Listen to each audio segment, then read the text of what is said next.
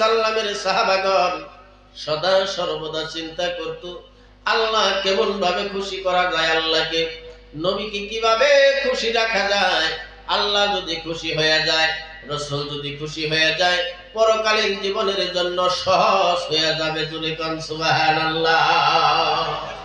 এই জন্য আল্লাহ বলেন আমানু কামা আমানান নাস, তোমরা অমন ভাবে ঈমানকে মজবুত করো যেভাবে সাহাবাদের ঈমান ছিল। জোরে জোরে কোন আমিন। নবীজির সুহবত গ্রহণ করে তারা আল্লাহকে রাজি করছে। আমরাও ইনশাআল্লাহ নবীজির সুন্নাত মাইনে আল্লাহকে খুশি করব ইনশাআল্লাহ। আমার বন্ধুগণ, বিশ্বনবী সাল্লাল্লাহু আলাইহি সাল্লাম জীবনের শেষ মুহূর্তে বন্ধুগণ মসজিদে নববীতে সাহাবাদেরকে নিয়ে আলোচনা করতেছেন। হঠাৎ করে নবীজি বললেন, আমার সাহাবারা, আমার জীবনে যদি তোমাদের সাথে কোনোদিন কোনো কঠিন ব্যবহার করে থাকি তাহলে তোমরা মাফ করে দিও। আর যদি কেউ প্রতিশোধ গ্রহণ করতে চাও, প্রতিশোধ গ্রহণ করতে পারো, কারণ আমার জীবনের শেষ মুহূর্তে পৌঁছে গেছে। কোন সময় বুঝে আজরাইল এসে যায় জানি না। আজরাইল কোন সময় আসবো জানি না। মৃত্যুর ভয় পরকালীন জীবনে যাতে কোনো ধরনের প্রশ্নের সম্মুখীন না হয়, এই চিন্তা নবীও করছেন। সুবহানাল্লাহ। আল্লাহর নবী বললেন, সাহাবারা, কোন সময় বুঝে আজরাইল এসে যায় জানি না। যদি তোমাদের সাথে কোনো সময় কোনো কঠিন ব্যবহার করে থাকি তাহলে তোমরা আমাকে মাফ করে দিও। আর যদি মাফ না করতে পারো তাহলে প্রতিশোধ গ্রহণ করতে পারো। তোমরা প্রতিশোধ গ্রহণ করতে পারো। আল্লাহর নবীর একজন সাহাবী দাঁড়িয়ে গেলেন, ইয়া রাসূলুল্লাহ, প্রতিশোধের কথা যখন বলছেন একদিনের কথা আমার মনে পড়ে গেল। বলে সেই দিন কোন দিন? বলে হুজুর, আপনার সাথে মদিনার রাস্তা দিয়ে একদিন যাইতেছিলাম, হঠাৎ করে আমার দ্বারা শরীয়তের খিলাফ একটি কাজ হয়ে যায়, আর আপনি অমনি আমার পিঠের মধ্যে আঘাত করেছিলেন, যে আঘাতের দাগ আগে পর্যন্ত পিঠের মধ্যে কালশিরা দাগ পড়ে আছে। আপনি প্রতিশোধের কথা যখন বলছেন, ও নবীজি গো, হুজুর, আমি প্রতিশোধ গ্রহণ করতে চাই। কি করব? প্রতিশোধ গ্রহণ করব।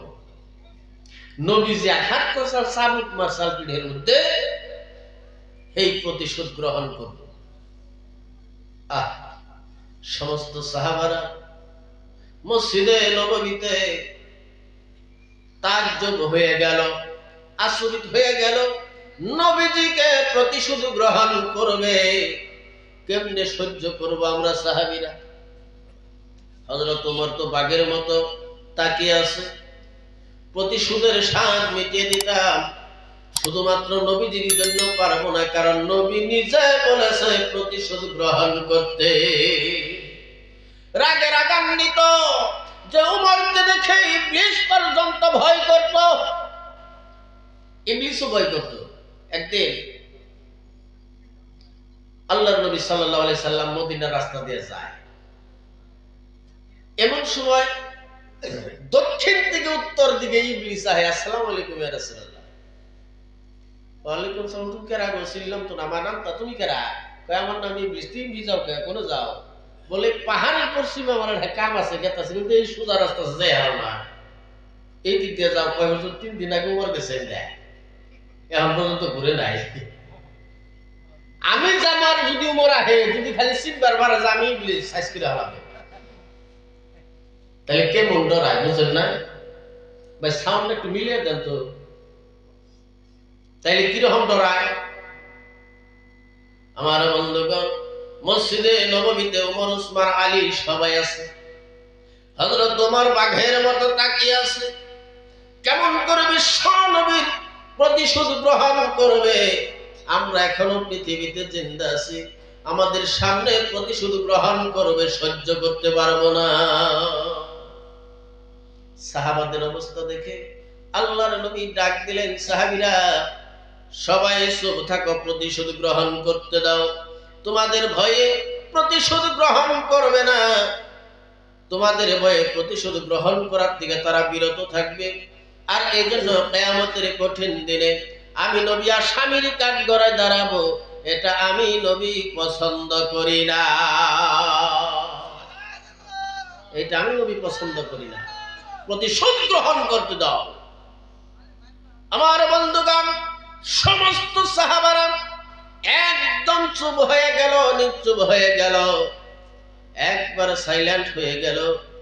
বন্ধু আমার, আল্লাহর নবী ডাক দিলেন, সাহাবীরে দেরি করিস না, তাড়াতাড়ি প্রতিশোধ গ্রহণ করে নে, আর দেরি করবি না। সমস্ত সাহাবারা চোখে পানি এসে গেছে, হায় রে হায়, মসজিদে নববীতে আজকে কোন ঘটনা ঘটে, নবীজির পিঠে চাবুক মারবে, আমরা চাই চেয়ে দেখব। সমস্ত সাহাবীরা কান্নার রোল পয়দা হয়ে গেল। আমার বন্ধুগণ, আল্লাহর নবী ডাক দিলেন, সাহাবী আর দেরি করিস না, তাড়াতাড়ি প্রতিশোধ গ্রহণ কর।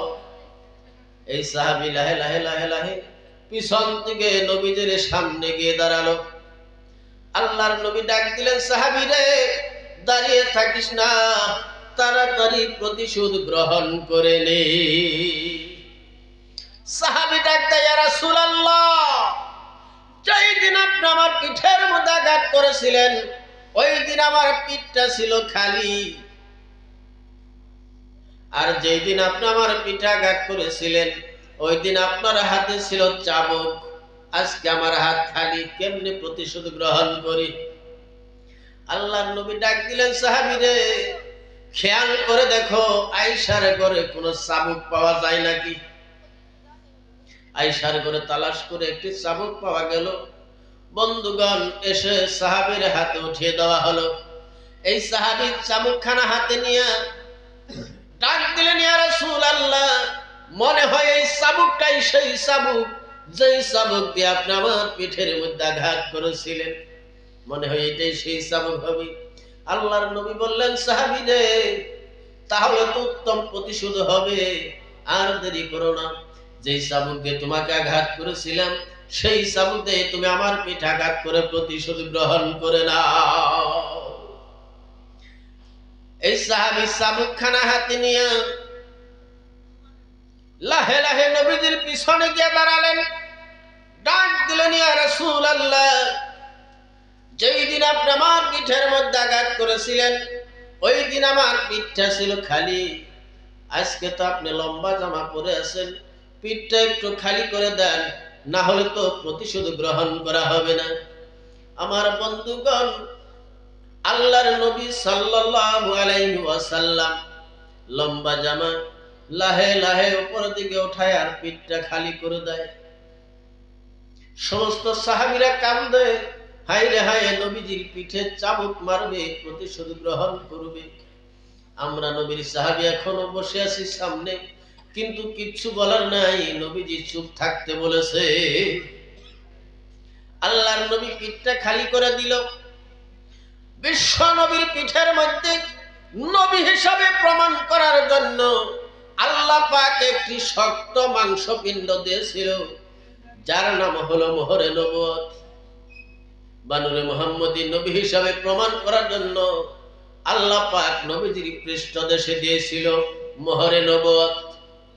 যেই মাত্র মোহরে নবুয়ত বের হয়ে গেল, জামা উপর দিকে উঠাইতে উঠাইতে যেই মাত্র মোহরে নবুয়ত বের হয়ে গেছে, অমনি সাহাবী চাবুক ঢেল দিয়া ফেলে দিয়া পিছন দিক দিয়ে এইভাবে পিঠের সাথে জড়িয়ে ধরেছে, আর ছোট বাচ্চার মতো, যেমন ভাবে ছোট বাচ্চা মায়ের কোলে শুয়ে শুয়ে বসে বসে মায়ের স্তনের দুগ্ধ পান করে, অমনি ওই মোহরে নবুয়তের মধ্যে পিঠ লাগাইয়া চুষতে শুরু করেছে। আমার বন্ধুগণ, লাহে লাহে সুস্থ সুস্থ যখন মনের স্বাদ মিটে গেল, বন্ধুগণ ছেড়ে দিয়ে এই সাহাবী লাহে লাহে পিছন দিক থেকে সামনে এসে দাঁড়িয়ে গেল। আর মুস্কি মুস্কি হাসে। আল্লাহর নবী ডাক দিলেন, সাহাবীরে কিভাবে প্রতিশোধ গ্রহণ করলে কিছুই তো বুঝতে পারলাম না। সাহাবী ডাক দেয়, ইয়া রাসূলুল্লাহ, সুযোগ পায়া হেলায় হারাই নাই। আমিও তো আপনার সাহাবী, আমি আপনার পিঠে আঘাত করব, প্রতিশোধ গ্রহণ করব, এটা আমার পক্ষেও সম্ভব না। ওগো নবীজি, আমার জীবনে শরীয়তের তেমন কোনো ভালো আমল করতে পারি নাই। ইয়া রাসূলুল্লাহ, অনেক দিনের মনের আশা ছিল আপনার মোহরে নবুয়তের মধ্যে চুম্বন করব। হুজুর কোনোদিন সুযোগ পাই নাই, বিদায় আজকে সুযোগ পেয়েছি। চাবুকের বদলে আপনার মোহরে নবুয়তে মুখটা লাগাইয়া শিশু বাচ্চার মতো চুষলাম। এতে যদি আল্লাহ পাক আমার জন্য জান্নাত হালাল বানায়। আমার বন্ধুগণ, বিশ্ব নবী বললেন, এরে সাহাবী, আমার মোহরে নবুয়ত চুম্বন করলি না আল্লাহর জান্নাত হালাল বানাইলি? জোরে বলুন সুবহানাল্লাহ। এমন ভাবে সাহাবারা জান্নাত কামানোর জন্য বাহানা করত। আমরা মুসলমান বাহানা পর্যন্ত শিখি নাই। জোরে কোন কথা ঠিক কিনা? আমরা বাহানাও শিখি নাই। আমার বন্ধুগণ, আল্লাহ পাক রব্বুল আলামিন বলেন, বান্দারে তোরা খালি বাহানা কর, না হইলে আমি আল্লাহরে খালি একটা বার ভালো মনে ডাক দে, আমি আল্লাহ তোর ডাকে সাড়া দিব। জোরে কোন সুবহানাল্লাহ। আল্লাহ বলেন, ওয়া ক্বালা রাব্বুকুম উদউনি আস্তাজিব লাকুম, বান্দারে ডাক দে আমারে, আমি আল্লাহ তোর ডাকে সাড়া দিব।